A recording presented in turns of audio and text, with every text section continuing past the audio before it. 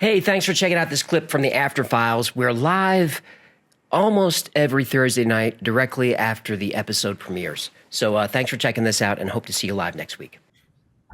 Tonight we're going to tell an American tale that goes back to the turn of the century. Not this century, the last one. It's called The Van Meter Visitor. And it happened in 1903 in Van Meter, Iowa. Not much going on in Iowa, but back at the turn of the century, it was sort of a mining town. In 1882, there was, during a big gold rush across the country, they found some gold there and created a mine. That mine lasted until 1902, until the miners decided they had to go on strike. So the owners of the mines, they were pretty tough negotiators. They said, instead of paying you guys better wages, we're just going to shut that mine down. And so no more mine. And Van Meter, this tiny little town in Iowa that had its possibility of becoming a big town, didn't work out for it. So a few years later, a year later, September 1903, is the first sighting of the Van Meter visitor. So U.G. Griffith was one of the prominent guys. He's in this picture here. One of the prominent guys in town, and he owned an implement tooling business. So he was, established there and very well trusted. It had a spot right on Main Street, and he worked late into the night often. And this one particular night, he had to travel for work, and he got back to the shop around 1 a.m. So he was packing up, ready to go home, starts walking down Main Street. Now, again, we're talking about 1903. Not much electric going on, not many, no cars on the street, nothing like that. So he's walking home, and he sees a light from one of the buildings coming down, and it looks like a lantern, and he's wondering what's going on here. He knows the town, obviously. Again, not much electric. There's not supposed to be a lantern up there. So he starts approaching it. As he approaches it, the light shoots up into the air over to another building. So he can't figure out, what is he looking at here? Is this some kind of prank or something like that? So as he approached the second building, the light turns on him, and all of a sudden it flies away. So he's not sure what he was looking at. He just knows there was a big flying creature with a light on its head. So the next day, the whole town is kind of, talking about this. They believe him. He's, again, very trustable. He's one of the leaders in business in the town. So everyone's kind of on edge and scared. But the very next night, Van Meter visitor comes back. So the next night, the doctor of the town, Dr. Alcott, he had a cot in the back of his office that he often slept on. Again, right there in the middle of town. So he gets woken up in the middle of the night, again, somewhere around 1 a.m., with a bright shining light coming through his window. So he jumps up, does what every good American does in every one of these stories, grabs his shotgun and runs outside. So now he thinks there's going to be some burglars trying to come in. He heard the story the day before, but, no one puts much credence into a flying dragon-like creature with a light shining off its beak. So now he grabs a shotgun and he shoots 5 shots at it. 1, 2, 3, 4, 5. He is sure that he is hitting this thing, but it's not even phasing him. So now he's terrified. And he runs back inside, locks up the door, and is kind of hiding, trying to figure out what is going on here. And he looks out the window, and the thing is gone. So the only thing he could say is he could see that it was half human and a half animal. It, they could see on its head it had a large protruding beak and a single horn, and that's where the light was, on top of the horn, shooting down at him. So again, once the next day comes along, he tells his story, and now the town is scared, and it doesn't take long for them to figure out, hey, these two things are connected. So now the whole town is super scared of what's going on. They're being attacked by these things.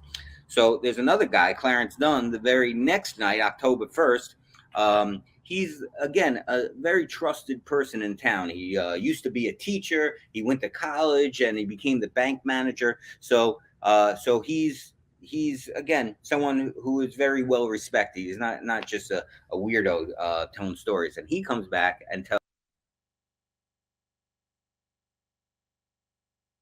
So he's going to watch the bank because he's afraid, that this isn't really some kind of crazy creature, but these are really just people who are trying to rob.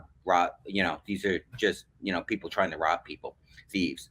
So as he's in the bank that night, again, here it is around 1 in the morning. What happens is he hears the church bell ring at 1 in the morning, and right as the church bell sound ring is like drowning out, he hears like a garbled gasping sound, almost like someone's being choked or panting. So he's looking out the window trying to figure out what this is, and all of a sudden light hits him right in the eyes, and now he's like frozen like a deer in the headlights, and he's stuck in the bank, doesn't know what to do.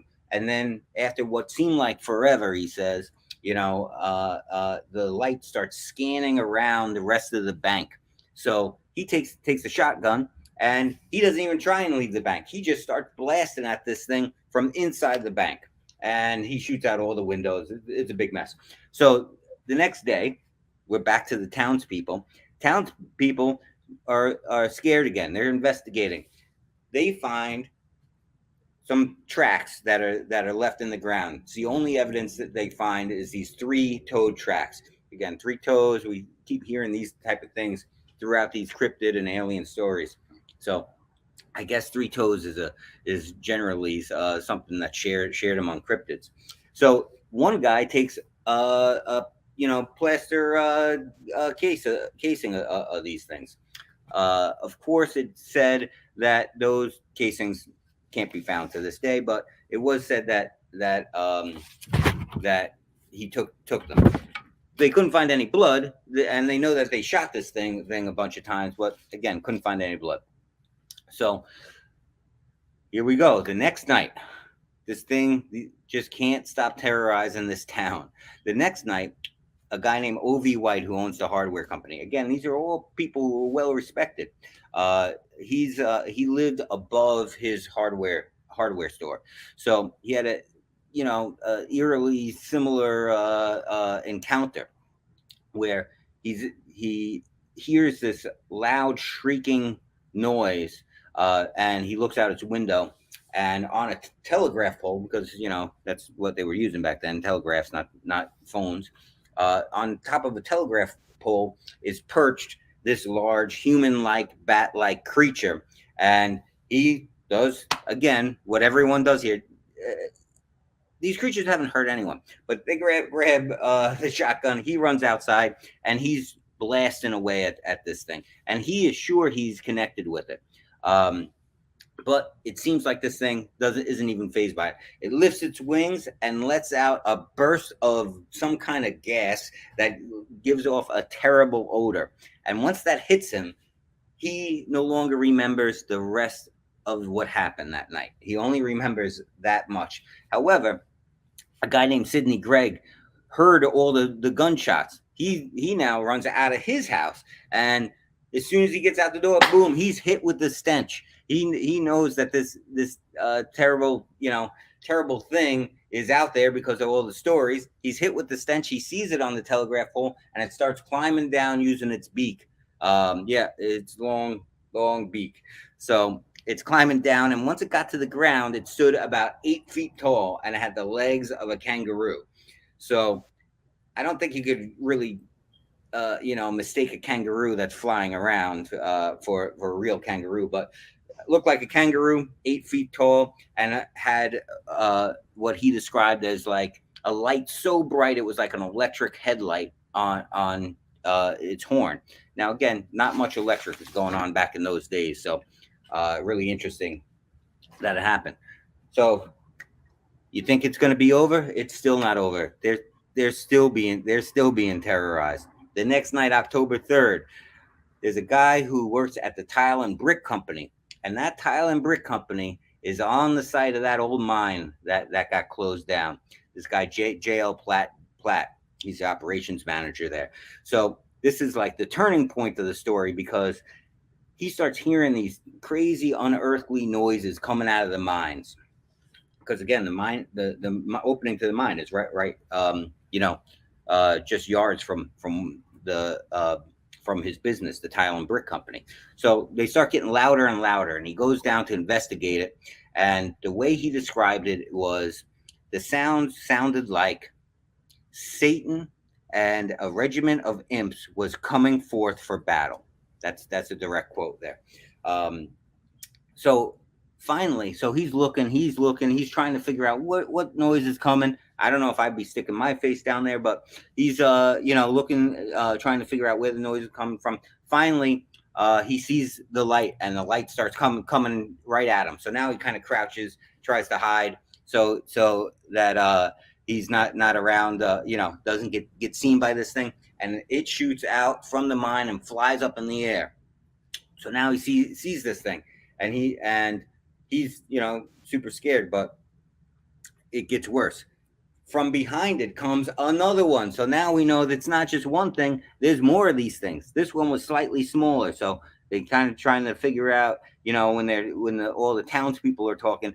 Is it male and female? Are these things breeding?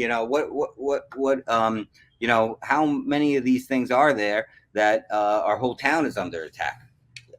So again, next day, the whole town is getting together. They get together. They get themselves a nice village torch mob together, and they head on down to that mine. So, so now they're all at the mine, and they wait for it, and they're waiting all night long, and nothing happens. So they're pretty disappointed. 1 a.m. is when they seen this thing every single time. 1 a.m. comes and goes, nothing happens. But somewhere around dawn, finally they could see on the horizon these two things flying at them. So since there's a whole bunch of townspeople here, again, they all got their shotguns out. They start shooting. Every person that's there starts shooting at it. It seems like it was described as a reception that would have sunk a Spanish fleet.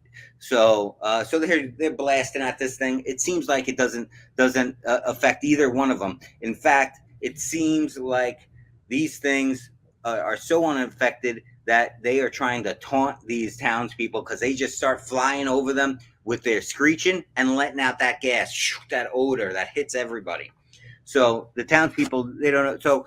So again, these things fly around, and after they get shot at, nothing's bothering them. They just land at the entrance of the mine, and they kind of calmly walk into the mine, and seem like just another day for them, unaffected. So of course the townspeople at that point don't know what to do. Everything that they've tried can't stop this thing, can't hurt these things. So they did the smart thing, and they took some dynamite and they blasted the hell out of that mine, and closed the mine up. So and from there they never heard from the Van Meter visitors again. So that's the story of the Van Meter visitor. One thing I'll say is, it seems like in a lot of these stories, these cryptids aren't hurting people, but we're trying to blast the hell out of them. So these things didn't hurt anyone. They didn't try and do anything. But everyone wants to shoot everything. Why can't we just, try and figure out what this thing is? I mean, it's 1903. Plenty of species of animals have been discovered since 1903. If there's a pterodactyl with a laser on its head that's flatulent, I'm gonna shoot that thing as soon as I see it. Well, or you don't come up and fly up in here with your laser head and fart in my neighborhood. Well, we could have put them to work just like the rest of the animals in farm communities. You don't know. No, we could have been using them for spotting stuff at night. It could have been the greatest find of nature. No. You want to fly in my house, you roll up polite. They could have put out some food for it, made friends. or just put All a right. cardboard box with a stick and try to at least catch it. There he I would goes. have tried to catch it. There's Gino's story hour. There's the Van Meter farting pterodactyl. There he goes.